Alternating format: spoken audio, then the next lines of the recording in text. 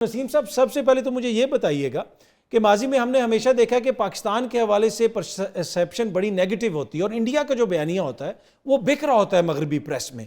इस जंग के बाद वहाँ पे क्या बयानिया था, जंग से पहले क्या बयानिया था, आपने कोई तब्दीली देखी वहाँ के मीडिया में? बिस्मिल्लाहिर्रहमानिर्रहीम। पहले तो अतर काज़मी साहब आपको बहुत शुक्रिया। मैंने बिल्कुल एक बड़ा वाज़ेह फ़र्क देखा क्योंकि जब भी कोई इस किस्म के मामला आता था, पाकिस्तान के ऊपर टेररिज्म का इल्ज़ाम या पाकिस्तान की दूसरी चीज़ों को ज़्यादा हाईलाइट किया जाता था, लेकिन इस वक्त शुरू में तो मीडिया खामोश रहा है। लेकिन जब पाकिस्तान ने बड़ा मुंह तोड़ जवाब दिया है भारत को और उसको नाको चने चबवाए हैं, और जब वो हकीकत उन पे यहाँ हुई कि पाकिस्तान एक तरक्की याफ्ता मुल्क है और पूरी सलाहियत रखता है कि वो किसी भी बड़ी ताकत को भरपूर जवाब दे सकता है, तो उसके बाद मैंने देखा कि मीडिया थोड़ा टिल्ट होना शुरू हुआ। और फिर सबसे बड़ी बात, जब प्रेसिडेंट ऑफ अमेरिका यूएसए के जो प्रेसिडेंट है ट्रंप साहब का कोई बयान आ जाए तो उसके बाद तो डेफिनेटली फिर मीडिया ने भी उसको उठाना होता है। तो एक तो सिर्फ मीडिया की बात नहीं है, जो लोकल लोग भी थे वहाँ पे या दूसरी नेशनैलिटी के थे वो भी हैरान और परेशान थे इस बात पे कि इंडिया तो बड़े दावे करता था कि शाइनिंग इंडिया और स्पेस पे भी वो पहुंच गया, लेकिन जो उनके तैयारों का हाल हुआ है या जिस तरह उन्होंने गिड़गिड़ा के ट्रंप के सामने कहा है कि जी हमें सीज फायर कराए, हमें बचाए पाकिस्तान से, तो पाकिस्तान की एक तो ताकत का दुनिया को अंदाज़ा हुआ।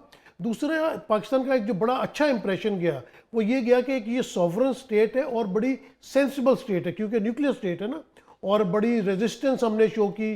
भारत को कहते रहे कि बेटा ज़रा सब्र कर ले, मान जा, लेकिन वो नहीं मान रहा था मोदी। तो जब नहीं माना तो बड़ा रिस्पॉन्स हमारी तरफ से गया है बड़ा कैलकुलेटेड था, जिसका शायद मोदी को भी अब भारत को अंदाज़ा नहीं था। और उनके पास हमसे 300 गुना ज़्यादा तैयारे हों, बहरी जहाज़ हो, तोपें हों, लेकिन जिस कैलकुलेटेड तरीके से पाकिस्तान ने उनको जवाब दिया और उनकी हर चीज़ को नकारा बनाया, वो एक तो उनको अपनी पड़ गई है भारत को कि ये भारत में हो क्या रहा है। राफेल करते थे, जिस तरह राफेल गिरा है तो उसके बाद तो अब वहाँ पे स्कैंडल, मतलब राफेल के बाद तो देखे ना, वो फ्रांस के सदर की, उनकी एहलिया की वो एक वीडियो भी आ गई तो बस मोदी के साथ जो भी लगा है वो फिर तो बस वो पाकिस्तान ने भी वही हाल किया था, चपेट मारी थी। ठीक है, मोदी का वो अच्छा, वो दिखाने के काबिल नहीं है। राना मुबशर साहब, इस दफ़ा हमने देखा कि आलमी मीडिया, जिस तरह नसीम साहब भी कर रहे हैं और उस दिन भी आपसे बात हो रही थी कि डिफरेंट हुआ, लोगों ने उनका नैरेटिव उस तरीके से बाय नहीं किया। इसमें किस हद तक पाकिस्तान की कामयाबी है जो हमारी सफारती सतह पे, और किस हद तक जो मोदी की वो पॉलिसीज हैं जो जिसके ऊपर दुनिया भर में तनकीद हो रही है, उसका अपना भी कसूर है कि अब आलमी मीडिया भी उनको वो लीवरेज देने के लिए तैयार नहीं है? देखें, एक तो बात यह है कि Modi started with the wrong footing. ठीक है, पहलगाम का इशू हुआ, उसने जनाब आगे कहा जनाब कि एज इफ यू नो उसको वॉक ओवर मिल जाएगा यहाँ पे पाकिस्तान में, और विदाउट रियलाइजिंग कि यहाँ पे वहाँ पे पीछे जो पहलगाम में हुआ क्या हुआ, उसकी इन्वेस्टिगेशन हुई नहीं हुई, 10 मिनट में आप FIR काट रहे हैं।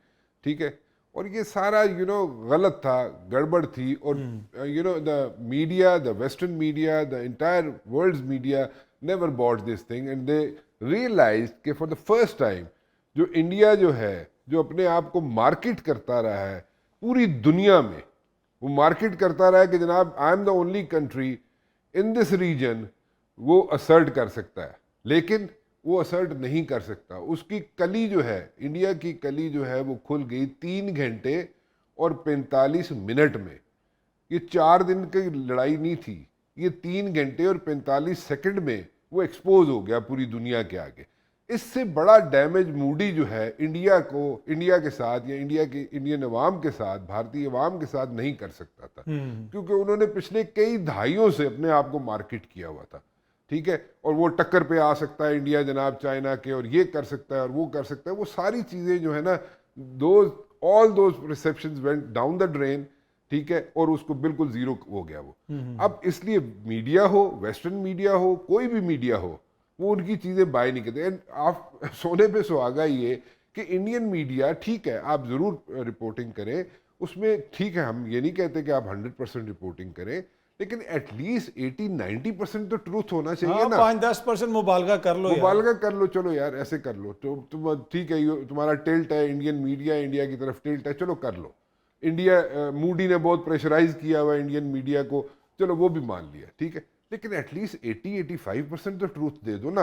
अब आप जो उधर बैठे एक मेजर है, वो पता नहीं क्या नाम है उसका, मेजर गौरव आर्या साहब, मैं प्रोनाउंस ही नहीं कर सकता, खैर एनीवेज, वो आता है कहता है जी हम इस्लामाबाद आ गए हैं, हम कराची पहुंच गए हैं, हम ऐसे कर रहे हैं, हम वैसे कर रहे हैं। वो पता नहीं लाला लैंड में रहता है वो मतलब फूल्स पैराडाइज में रहता है, वो कहाँ पे रहता है वो मुझे नहीं समझ आई।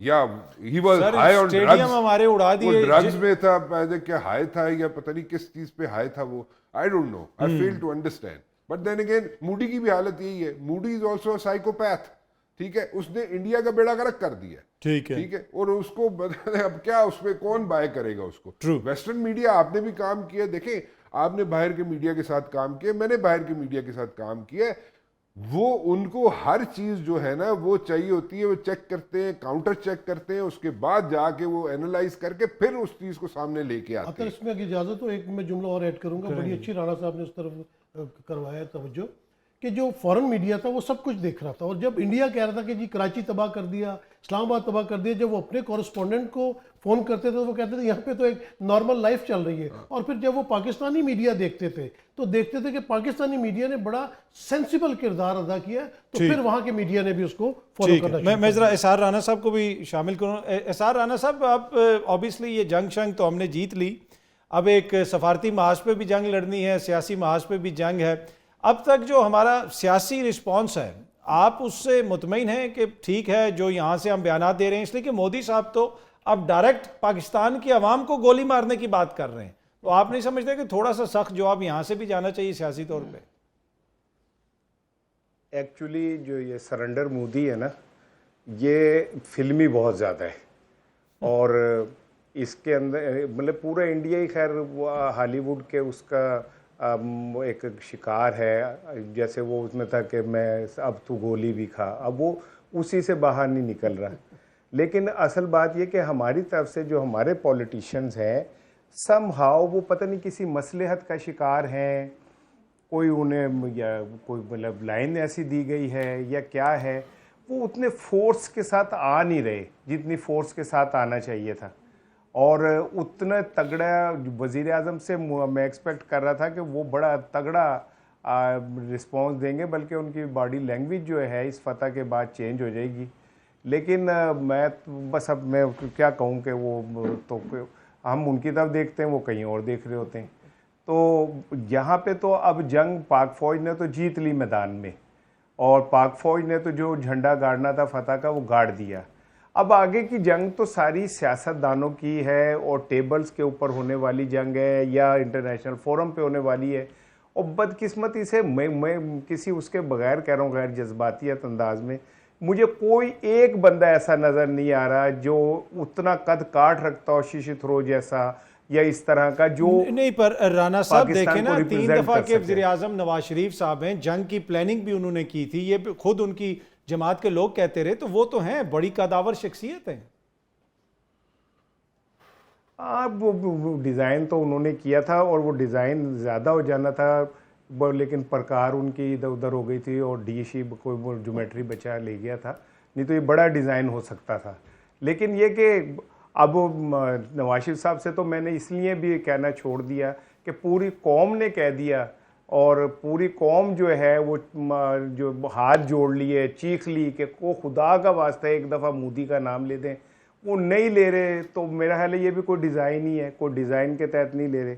लेकिन बहरहाल मैं यहाँ पे किसी उसके बगैर पीटीआई के उन लोगों को जिनके ऊपर ये था कि ये रियासत दुश्मन है और रियासत के मुखालिफ हैं, उन्होंने हक अदा कर दिया। उन्होंने ये बता दिया कि भाई जब वतन की बात होगी तो कोई कारोबारी मसलहत नहीं, कोई ज़ाती ताल्लुकात की नहीं, हम अपने वतन के साथ खड़े हैं। और ये एक बहुत अच्छा साइन था। मैं एक जुमला सिर्फ कहूँगा कि मेरी नज़र में ये जंग दो लोगों ने हारी, मोदी ने हारी और हमारी पाकिस्तान की हुक्मरान जमात ने हारी, क्योंकि उनका आवाम की नज़र में जो इमेज बना वो बहुत बुरा बना।